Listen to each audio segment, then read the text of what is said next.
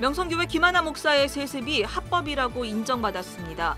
예장통합총회 재판국은 서울 동남노회 비상대책위원회가 제기한 명성교회 김하나 위임 목사 청빙 무효 소송에 대해서 재판국은 8대7로 명성교회에 손을 들어줬습니다. 제3차 국가인권정책 기본계획이 국무회의를 통과한 가운데 한국교회 총연합과 한국기독교연합 등 교계는 이를 순교적 각오로 저항하겠다고 강력 반발했습니다. 청년학생의 선교대회인 선교한국대회가 시작됐습니다. 올해 30주년이 된 선교한국대회는 앞으로 사회 흐름과 변화에 능동적으로 대처하며 일상에서의 선교사의 삶에 초점을 맞추겠다고 밝혔습니다.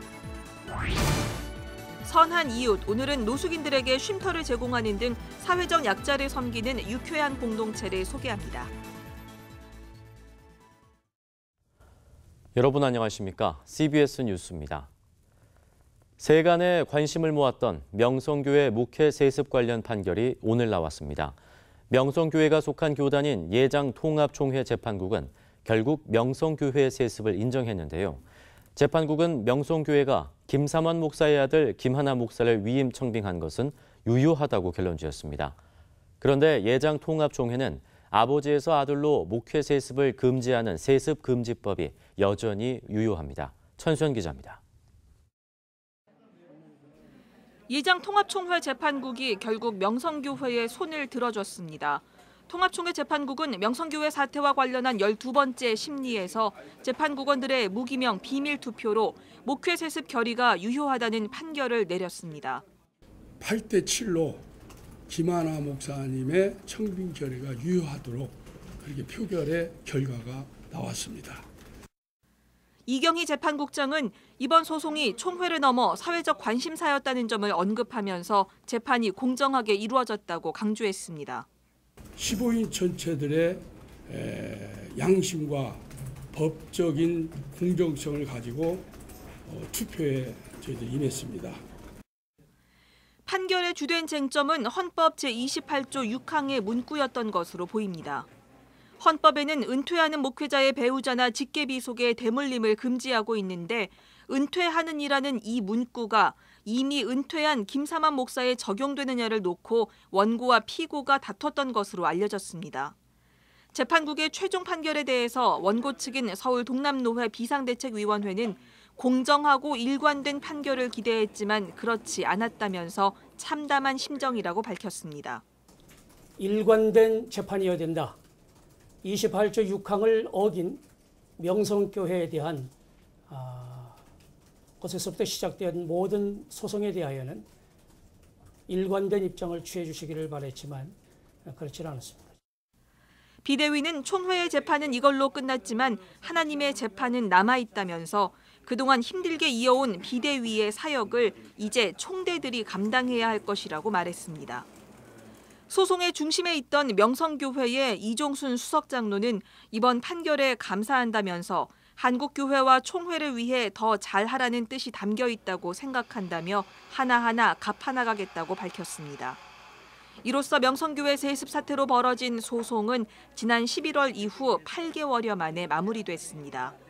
하지만 목회 세습법이 유효하다는 해석 아래에서 명성교회의 세습을 용인한 이번 판결이 교단 안에서 얼마나 설득력을 얻을 수 있을지는 미지수입니다. CBS 뉴스 천수연입니다.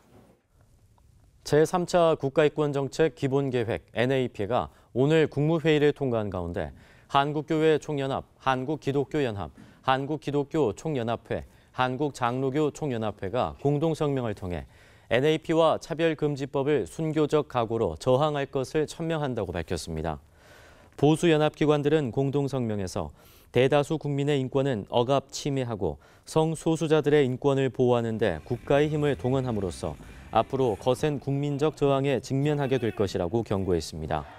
보수 연합기관들은 또 만일 정부가 이를 시행할 경우 한국교회는 순교적 각오로 거부하고 저항할 것임을 천명했습니다. 또 동성애, 동성혼 개헌 반대 국민연합도 성명을 내고 국가인권정책 기본계획에 미칠 사회적 폐해를 무시하고 국무회의 통과를 강행한 것은 문재인 정부가 스스로 제왕적 적폐임을 보여주고 있다고 밝혔습니다. 이번엔 오늘 국무회의를 통과한 제3차 국가인권정책 기본계획안은 무엇인지 살펴보겠습니다. 한국기독교총연합회 등 보수교계는 혈서까지 작성하며 이를 반대하고 나섰는데요. 어떤 내용을 우려하고 있는 것인지, 혹시 오해하고 있는 부분은 없을지 짚어봅니다. 이순규 기자의 보도입니다. 국가인권정책 기본계획 NAP란 국가인권정책의 청사진으로 인권과 관련한 법과 제도, 관행의 개선을 목표로 하는 범국가적 인권정책 종합계획을 뜻합니다. 지난 2007년 노무현 정부 당시 1차 국가인권정책 기본계획이 이명박 박근혜 전 대통령 당시에는 2차 국가인권정책 기본계획이 시행된 바 있습니다. 그리고 지난 4월 법무부가 제3차 국가인권정책 기본계획안을 발표했는데 주요 교단들의 협의체인 한국교회 교단장회의가 기자회견을 여는 등 보수교계가 반발하고 나선 상황입니다. 성평등은 자기가 선택할 수 있는 수십 가지의 사회적 성정책성의 평등을 말한다. 이러한 정책은 자연스럽게 동성애와 동성결혼 합법화로 이어질 수 있어 강력히 반대한다. 하지만 이들은 국가인권정책 기본계획안에 좋은 내용이 많은 만큼 전부를 반대하는 것이 아니라 성평등이라는 단어에 문제가 있다고 주장합니다. 실제로 제3차 국가인권정책 기본계획안에는 성평등이라는 단어가 27차례 나오는데 보수교계는 양성평등을 성평등으로 바꾸면 곧 동성애와 동성결혼 합법화로 이어질 수 있다고 우려합니다. 하지만 이 같은 보수교계의 주장은 다소 과장된 면이 있다는 것이 법조인들의 분석입니다. 제3차 국가인권정책 기본계획안이 동성애, 동성혼의 합법화로 이어진다거나 교회에서 동성애에 대한 신앙적 표현이 금지될 것이라는 주장은 성급해 보인다는 겁니다. 교회 내에서 특정한 설교 내용을 할 수 없다, 이러한 주장들은 사실이 아니고 실제로 그동안 발의되었던 차별금지 법안들을 전부 보더라도 내용상 그런 내용을 담고 있지 않고 외국의 경우에도 많은 국가들의 차별금지법들이 제정되어 시행되고 있는데 설교 내용을 제한하고 있는 내용은 전혀 포함하고 있지 않습니다. 실제로 법무부가 발표한 제3차 국가인권정책 기본계획안에 따르면 과거 1차와 2차 계획안에는 포함되어 있던 사회적 약자 분류에서 성소수자 항목은 제외됐습니다. 계획안에는 대신 성소수자를 보호하기 위한 법적 근거가 마련되어야 한다는 주장이 있으나 종교계 등의 이견이 큰 상황이므로 국민적 공감대 형성이 필요하다고 말하고 있습니다. 보수교계의 반발을 의식한 것으로 보입니다. 그러면서도 계획안은 방송통신 등을 통해 편견을 조장하는 것에 대해서는 모니터링을 강화하겠다고 밝혀 불특정 다수를 향한 혐오적 발언에 대한 규제는 강화하겠다는 것으로 풀이됩니다. 321페이지로 구성된 제3차 국가인권정책 기본계획안, 꼼꼼한 내용 파악이 우선되어야 할 것으로 보입니다. CBS 뉴스 이승규입니다. 2년에 한 번씩 열리는 청년학생 선교대회, 선교한국대회가 시작됐습니다. 올해 30주년이 된 선교한국대회는 앞으로 사회 흐름과 변화에 능동적으로 대처하며 일상에서의 선교사의 삶에 초점을 맞추겠다고 밝혔습니다. 최경배 기자의 보도입니다. 프론티어스와 어린이 전도협회 등 43개 선교단체가 협력해 만든 박람회장. 선교한국대회에 참가한 청년들이 박람회장 구석구석을 다니며 각 단체들의 활동을 꼼꼼히 살펴봅니다. 선교사의 꿈을 이루기 위해 선교단체를 찾은 이도 있고 선교에 대한 좀 더 구체적인 목표를 좀 정해보려고 알아보던 중에 혼자 알아보려니까 쉽지도 않고 또 정보가 많이 없어서 이런 기회를 통해서 좀 많이 좀 알아보려고 참여하게 됐습니다. 다양한 선교단체와 선교 도구에 대한 정보를 찾아온 청년도 있습니다. 뭔지 알겠지? 애들 되게 좋아하겠지? 이렇게 하면서 이제 아이들 조금 더 책 읽어주는 것보다는 효과적으로 잘 외울 수 있게끔 만들어놓은 저희 시각적 요새. 청년들은 이슬람 사역과 최근 관심이 급증한 난민 사역 등을 다룬 80여 개 선택 강의에도 참여하며 관련 지식을 채웁니다. 30주년을 맞은 선교한국대회의 올해 주제는 변화의 의미를 담은 다시입니다. 선교한국대회 측은 급변하는 시대, 누구도 경험하지 못했던 시대 속에서 그리스도인이 살고 있다면서 변화의 주인이신 하나님께서 우리에게 주신 사명의 본질과 내용을 깊이 질문하고 함께 고민하기 위해 다시를 주제로 정했다고 말했습니다.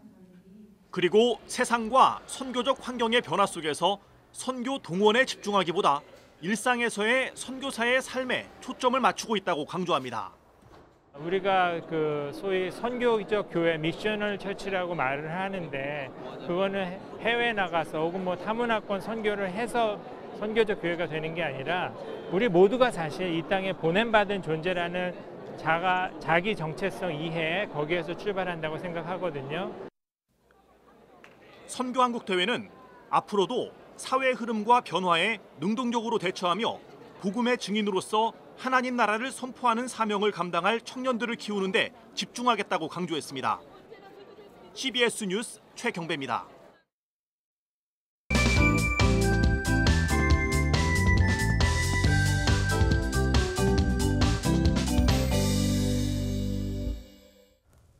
CBS는 우리 주변에서 이름 없이 그리스도의 사랑을 실천하는 이웃을 소개하는 선한 이웃 코너를 마련해 방송하고 있습니다.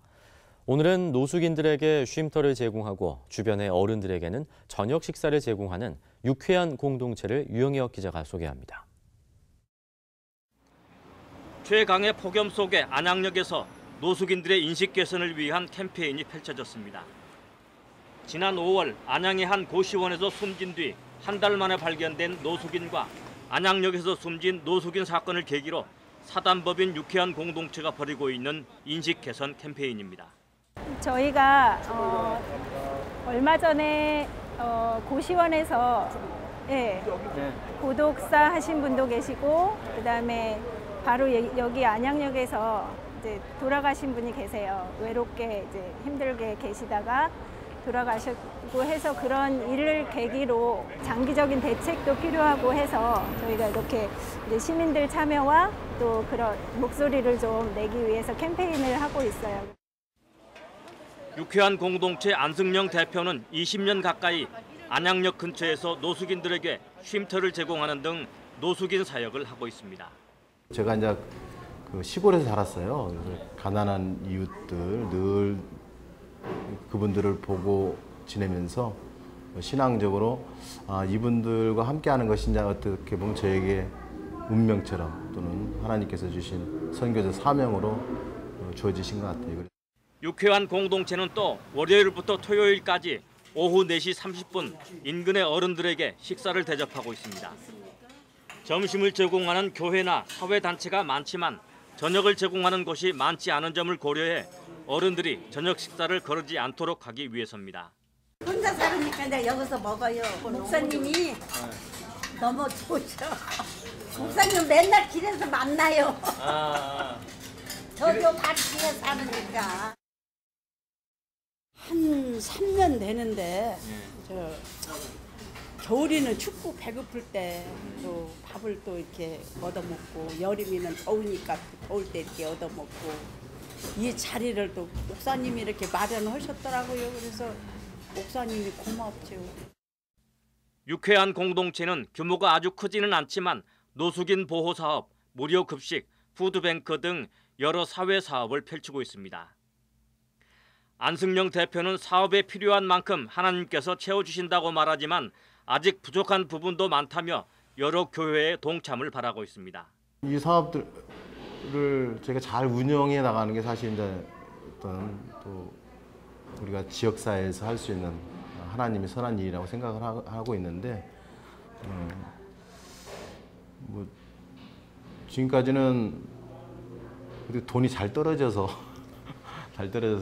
해년마다 운영비 이렇게 공과금 어떻게 한 500, 600 정도 모자라고 그렇게 하거든요. 근데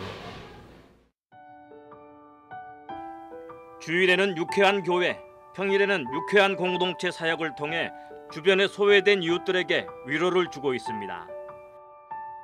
CBS 뉴스 유영혁입니다.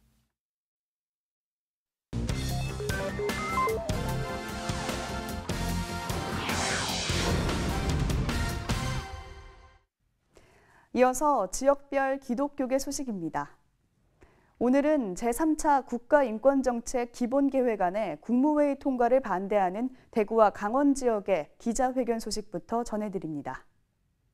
퍼스트코리아 대한민국 바로세우기 국민연합과 동성애 동성혼 반대 국민연합이 국가인권정책 기본계획 반대 기자회견을 열었습니다. 시가 행진을 벌인 이들은 제3차 국가인권정책 기본계획안에 동성애와 동성혼 문제 등의 독소 조항이 포함됐다며 종교의 자유를 억압하고 동성애를 옹호하는 차별금지법의 제정이 우려된다고 주장했습니다. 강원도 기독교 총연합회와 강원지역 18개 시군 기독교연합회도 제3차 국가인권정책 기본계획의 국무회의 통과 반대 기자회견을 가졌습니다. 전국 11개 지역에서 열린 이번 기자회견에서 제3차 국가인권정책 기본계획안은 성경과 기독교적 가치에 맞지 않고 이를 저지하는 데 30만 강원도 기독교인이 앞장서겠다고 강조했습니다. 우리는 성경적 가치가 반영되고 그리고 성경이 가르치는 대로 양성평등을 지지하고 있는 것입니다. 이런 관점에서 전국적으로 믿음의 성도들이 이 일에 동참해야 하리라 생각합니다. 하나님의 꿈을 이루는 사역자들의 모임인 GDM이 개강 예배를 드리고 성경 공부 모임을 시작했습니다. 순천에서는 미자립교회 연합 여름성경학교가 열렸고 부산의 한 노회는 부총회장 후보를 위한 중보기도회를 열었습니다. 하나님의 꿈을 이루는 사역자들의 모임인 GDM이 제9기 개강 예배를 드리고 성경 공부 모임을 시작했습니다. GDM 대표 이정호 목사는 깊이 있는 성경 연구를 통해 하나님의 꿈과 믿음, 환상을 찾는 회원들이 되어달라고 말했습니다. 이어 GDM 지도교수 노양우 목사와 감람원 세계선교회 성경연구소 대표 윤사무엘 목사가 강의를 진행했습니다. 킹제임스 바이블은 135개 영어 성경 가운데서 가장 원초적이고 정확하고 바른 성경입니다. 킹제임스 오리지널을 공부하시기 위해서 우리 대구 세면회가 시작이 됐습니다. 순천노회 교육자원부가 주최한 2018년도 연합성경학교가 13개 교회 학생과 교사 320여 명이 참여한 가운데 열렸습니다. 거룩한 교회 다시 세상의 빛으로라는 주제로 열린 이번 성경학교는 찬양 율동과 성경 공부, 레크레이션, 복음 제시학교 등 다양한 프로그램들로 진행됐습니다. 순천노회 교육자원부는 자체적으로 여름 성경학교를 진행하지 못하는 농어촌 미자립교회를 위해 이번 여름 성경학교를 준비했다고 밝혔습니다.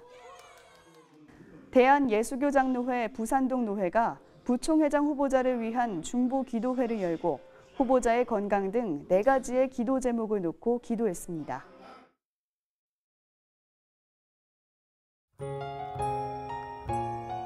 날씨입니다. 내일도 전국 곳곳에서 폭염이 이어지겠고 소나기가 오는 곳이 있겠습니다. 아침 최저 기온은 23도에서 28도, 낮 최고 기온은 28도에서 36도로 예상됩니다. 뉴스를 마칩니다. 고맙습니다.